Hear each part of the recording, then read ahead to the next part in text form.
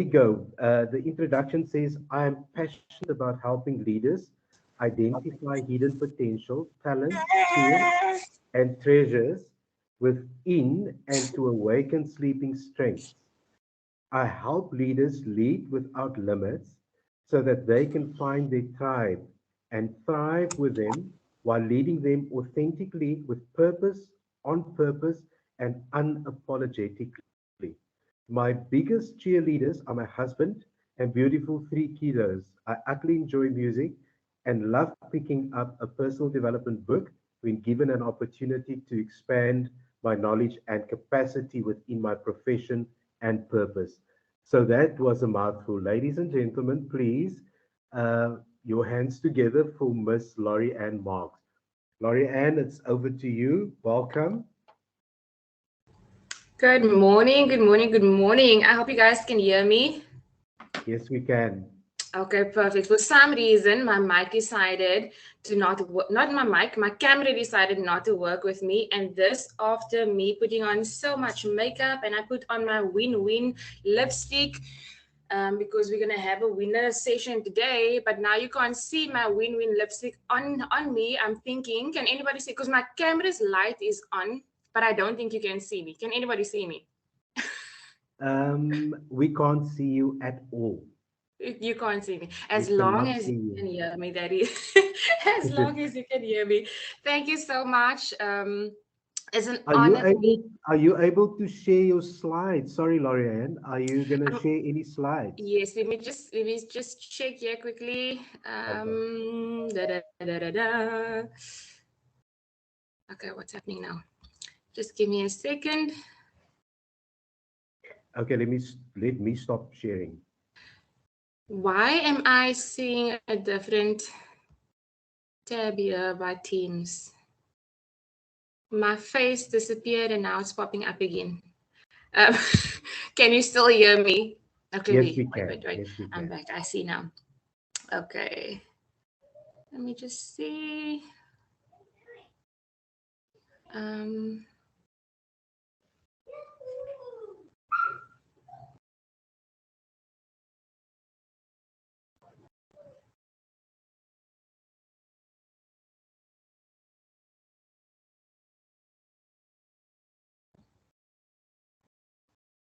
can you all see that? There we go. Amazing. We can see that. Okay. So I want to try to enlarge this in case there's some other pictures and stuff that pops up that makes the teachers want to run away. um,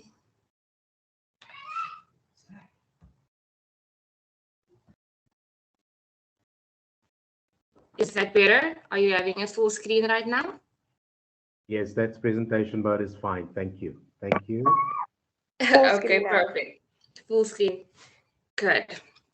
Okay, so it's really an honor for me to be able to be here and chat with you all, ladies and gentlemen.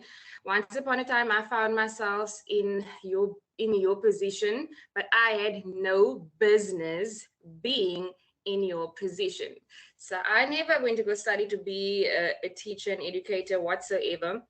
But I found myself being hand selected to go tutor at an academy for grade R's up until grade 9.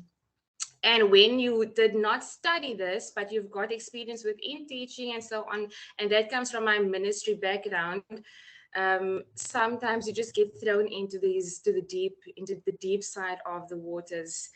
And so for me, it was exciting, but it was very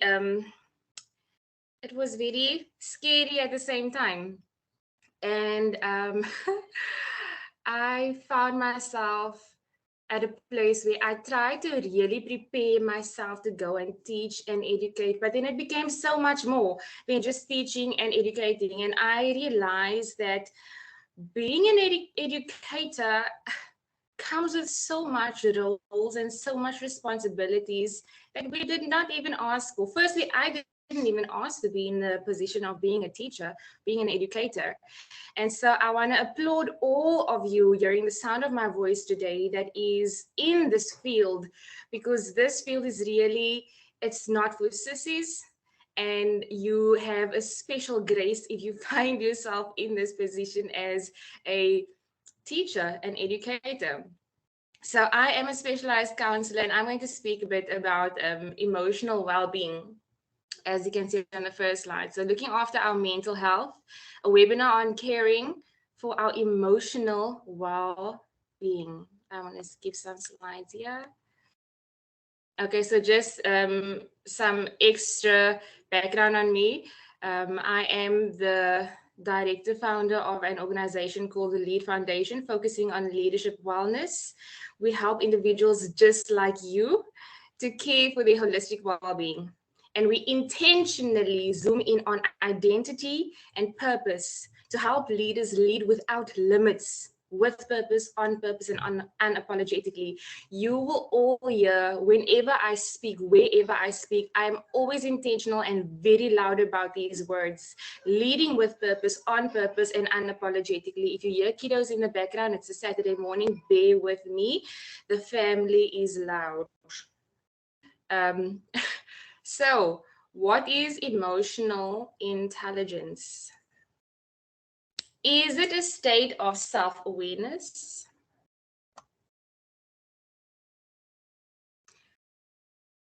So we're just going to define it based on what Google says, and then I will elaborate here and there. So according to research, it says that emotional intelligence is the capacity to be aware of, control, and express one's emotions and to handle interpersonal relationships empathetically. Emotional intelligence is the key to both personal and professional growth and success. Now, can we start by the fact that it starts with self? It's got to do with personal development, personal growth, and personal success. And automatically, this leads into your purpose being the profession that you find yourself in today. One that is not easy, but for some reason, you chose it. Whether you chose this career that you find yourself in now, or whether the career found you, you are in it. And let's be in it to win it.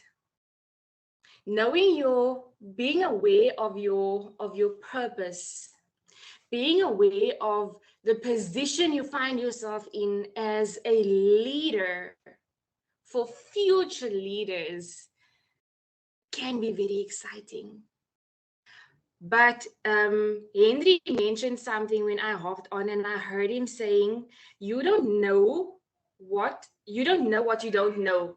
And that caught my attention right there. You don't know what you don't know. And just like you don't know what you don't know, you cannot give what you do not have. And it's so important for us as leaders. So I'm going to speak with you know what your positions are. We're speaking to teachers right now, but I'm going to refer to you as leaders right now. It is so important as a leader to know themselves first, to be able to identify your own strengths and weaknesses first, to be able to know how to use or how to manage your emotions. Only when you have mastered this, you can help others. This slide that we are on right now says it's more than a state of self-awareness, because the previous slide asked, is it a state of self-awareness? Well, this one says it is more than a state of self-awareness. Using emotional intelligence is a prerequisite for developing a good relationship within a group of students, which then can be the basis for producing students who have more engagement, greater motivation, a greater readiness to take risks in their learning, a more positive approach, a readiness to collaborate, more creativity, and more tenacity. See, we are only going to get this from our students if we are able to reflect it on them.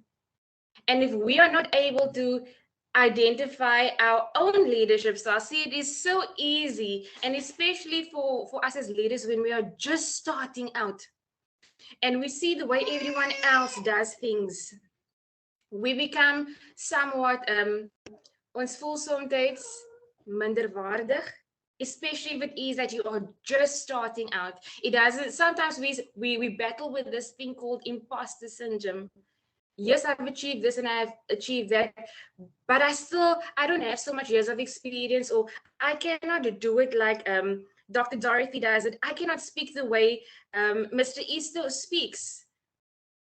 But you've got something special and you've got something unique inside of you. And that is something that you need to zoom in on. You cannot give the way your neighbor in the other class is giving. You cannot teach the way the teacher on the opposite side of your classroom is teaching.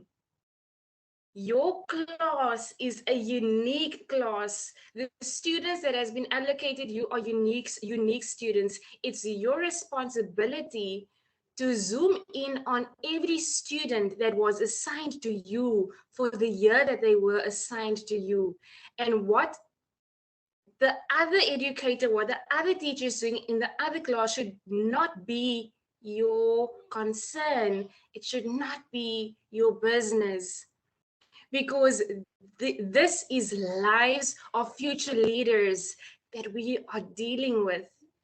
And where the attention goes, the power flows. So we need to see to it that we are giving attention to those assigned to us. We need to see to it that we are watering the section and the area that was given us. We need to see to it that when we stand in front of a classroom, that we stand there authentically, that I'm not trying to be like Mr. So-and-so, or I'm not trying to be like Mrs. So-and-so, or Dr. So-and-so, and I'm not trying to imitate the principal, but I'm doing what I can do to the best of my ability, because I understand that I am here with a purpose, for a purpose. And I understand that it is only me that can give in this area the way I can give. So when I'm going to show up to my class today, despite what is going on at home, I'm going to show up for them, knowing that they've also got challenges at their homes.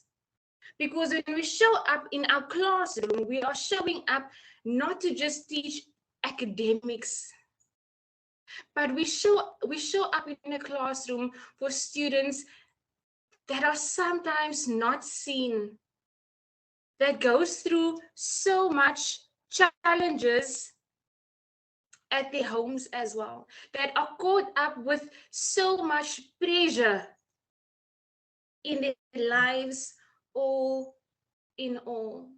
And so we need to understand that our role as a leader, when we get to our classroom, is so important. There is about 30 to sometimes even 45 students, all with the eyes on you. You are this one person standing there, and you come to educate, you come to teach them what you have to. But sometimes these students sit there and they can't take in what you are giving them, because they've got too much on their plate. And that is where emotional intelligence comes in. We need to dig so deep into ourselves that we come to the place where we undeniably know and understand ourselves. So much so that we can teach those little students sitting on the other side of the classroom how to do the same, so that we can identify when there's a little child on the other side of the classroom that fell asleep, that we don't get agitated with them and scold at them and tell them, but you need to go sleep early, or when there's a child on the other side of the classroom disrupting the class, that we do not become furious with them, but that we zoom in a little closer and try to understand, but why is it that this child is as frustrated as he is, or as frustrated as she is? Why is she always disrupting a class? You have the capability to help 20 to 45 leaders of the future, not just academically, but in a whole. But we need to know ourselves first. Self-awareness, once again, is the foundation of personal and professional growth and success. Before you can make changes in yourself, you have to know what there is to work with. Becoming self-aware is about the process of understanding yourself. Emotional awareness means being able to recognize emotions that you experience, understand the feelings associated with the emotions, and understand what you think and do as a result. Now, I want you to go back to your childhood when you were in school. I remember when I was standard 5, that was like grade 7, let's say grade 7 today, one of the most terrifying years of my life. I found myself in a classroom with an educator that everybody feared. And I don't know if she could smell the fear on me, because she started picking on me. She started picking on me so much so that ek gaan nou die woord bank gebruik nê. Weet julle wat is bank? Wat is dit om te bank? When you run away, you don't go to school. You tell your parents you're going to school, but then you don't go to school. You go somewhere else, but you don't go to school. This is the fear that I had because I didn't want her to pick on me. But it had nothing to do with school or anything like that. It had nothing to do about learning. While my academic side of things was not very good, I was not the brightest student in class. And only when I was an adult and I studied further within my counseling field, I understood why I was not the brightest student. I would sit in the classroom, but I would not be able to receive like some of the other students would receive, because I had so much baggage at home. There's so much things going on at home that I'm just not able to function in class. And if only my leader could see that there is some challenges, that Lori-Ann is not, there's actually something wrong with Lori-Ann. It's not that Lori-Ann does not want to listen to me. It's not that Lori-Ann is trying to disrupt the class. It's not that Lori-Ann is lazy. It's not that Lori-Ann is forgetful because she keeps on forgetting her books at home. No, Lori-Ann is not necessarily going to say, but teacher, my dad is a drug addict and my mother is struggling at home. Or, teacher, I had nothing to eat this morning. And you should know that if you do not have anything to eat in the morning, your brain does not function to the capacity it has to, because it's not being nourished. So as for an educator standing in front to be able to zoom in a little further, a little bit deeper, try to understand what is going on the other side within the classroom.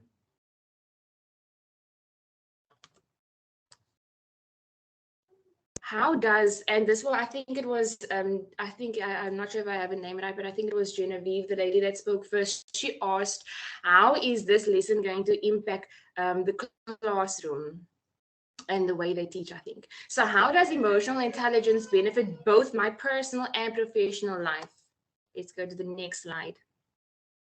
How teachers benefit from emotional intelligence. Only emotionally intelligent teachers can help students develop emotional intelligence. Teaching is difficult work. And I'm not saying this to scare you today. I'm saying this for you to understand the responsibility that you have. And you find yourself here because you can. You've got a passion, like I said at the beginning. Either you chose this field or the field chose you. But I want to encourage you to show up intentionally, show up with purpose, on purpose, and unapologetically. Don't worry about what Mr. So and so says. Don't worry what the other teacher says about how you are showing up. Know your tribe, know your students, and show up for your students unapologetically with purpose. So teaching is difficult work, and teachers carry around a heavy burden.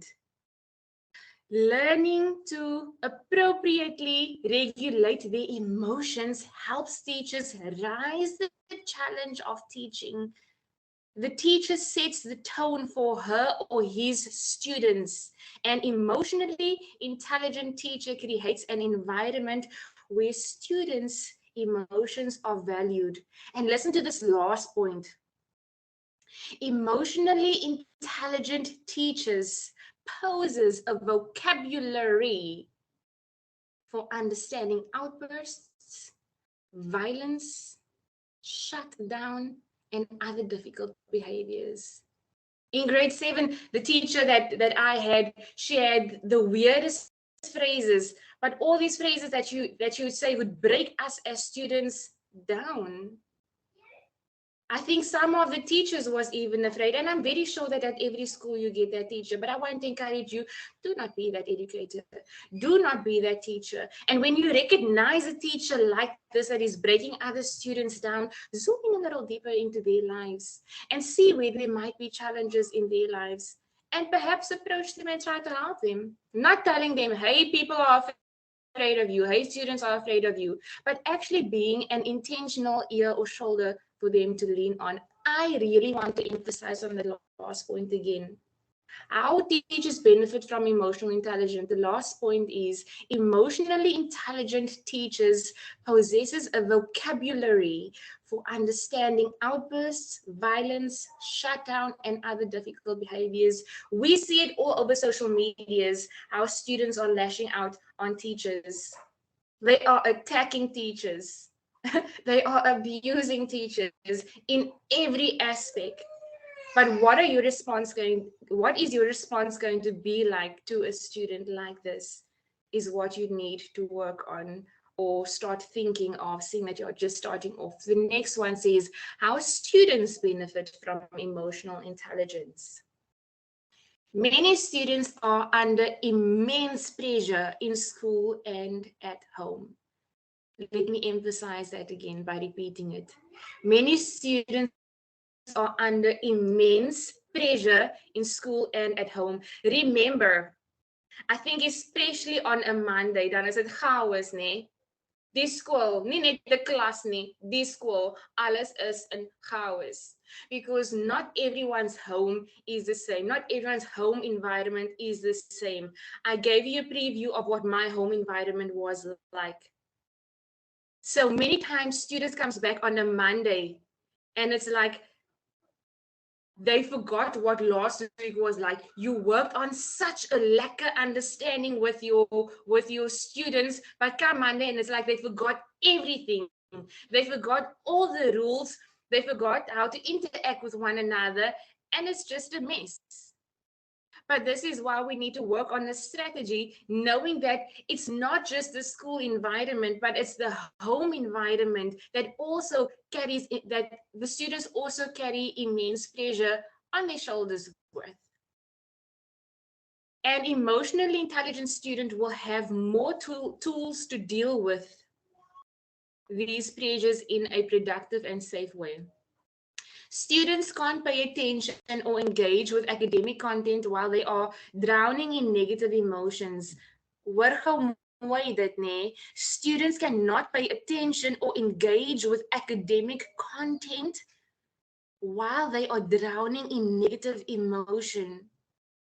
A lot of students are dropping out of school before they matriculate because of pressures of the world, because of negative emotions. It's not that they don't want to learn. It's not that they don't want to have a better lifestyle, but it's because they are drowning within negative emotions. Students have the challenging task of getting along with 20 to 30, sometimes up to 45 peers plus adults in the classroom each day. Emotional intelligence helps them build healthy relationships, navigate conflict, and work as a member of a team. In short, life is difficult for students and school can be too. In order to engage productively, students need skills to cope with the emotions they experience in and out of the classroom. And this is my last slide. John Maxwell said it so, oh, look. Students do not care how much you know until they know how much you care. And this is key. Let's read it again. Students do not care how much you know until they know how much you care. So in challenging times, get curious, not furious. Thank you so much for this session. It's actually goosebump stuff. It was profound, it was informative, and yes, so much contextual. Because, like Ms. Williams asked, Geneva asked right at the start, how is this going to help? And that is always the teacher's concern. How is this time, this hour that we're going to give up, how is it going to help us? Because they are looking for practical solutions. And so we want to thank you very, very much for this session. It's been, I mean, I've learned a lot from it. And yes, we want to thank you. I will post your details in the WhatsApp group because I feel there are many, many more questions that may be of a confidential nature that our teachers like you to work through with them. So thank you very, very much. And then and Lori-Ann will join us again for a session. I'm going to speak to her about the when. It might be sooner than later. But yeah, Lori-Ann, we will chat about that. So thank you very, very much from our side. It was an honor. Thank you so much for the opportunity. Thank you. Right, teachers. So I just want to end off by Sorry, saying, Dr. Isa. I see there's a hand. Namja, I just want to give Namja, do you I still have a burning question? It's not a question. I just wanted to comment on the previous speaker. Okay. I've been in a situation like that where she felt defeated. It's a feeling of defeated, like I haven't done anything. And I just wanted to give a glimpse of hope that when I started teaching at the current school that I'm at 4 years ago, I had a kid like that, and he matriculated last year, bachelor's pass. He went on to go and study. So I just wanted to tell her, don't give up. There is hope in every child. There is something. We might lose the small battles today, but we will win the war eventually. wow. Yeah. Well, thank you, Najma.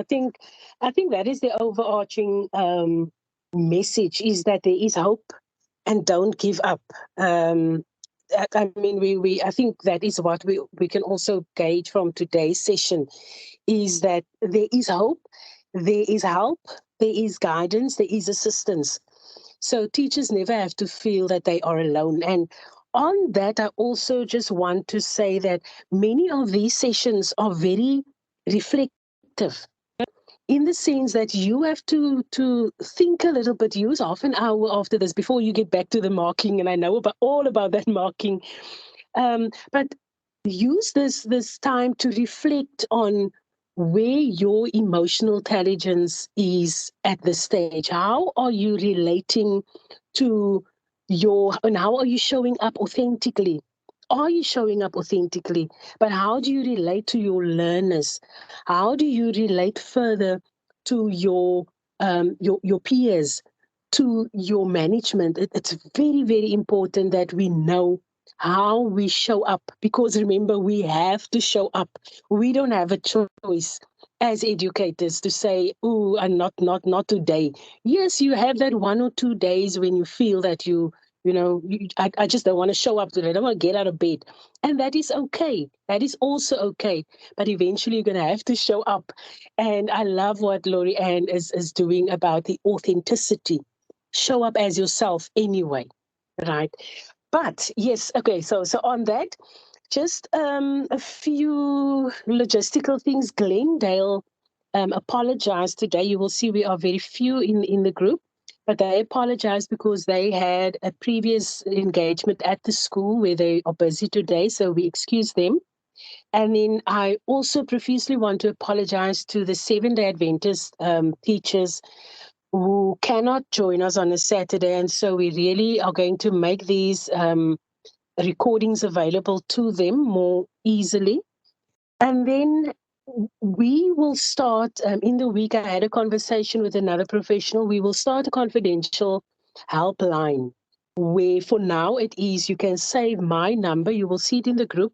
You can save my number on your WhatsApp. And then whenever you feel that you need anything that has to do, because I am an expert in the field of classroom management, I am an expert in the field of teacher educational studies and whatever, you can pop me a WhatsApp at any time. Not after 11 o'clock at night, but I am very, very active because I'm engaging a lot with teachers. So you are welcome to pop me a WhatsApp at any time, and I will respond as soon as I can, because I know I never want you to feel alone. I never want you to feel like in a helpless situation. Even if you are facing a situation there and then, and you don't know what to do, please, we are there. We will roll it out to more mentors as we go along. For now, it's my number, and I will chat with various other people who have indicated that they want to become mentors, so that you have people to fall back on. But yes, so thank you very, very much once again for showing up every week, and for being here, and for trusting us enough with the challenges. And not only the challenges, sometimes we want to hear about the victories also. So next week we will start off with those things. What are the victories that you've had in this week, so that we can share best practices as well. So thank you very much.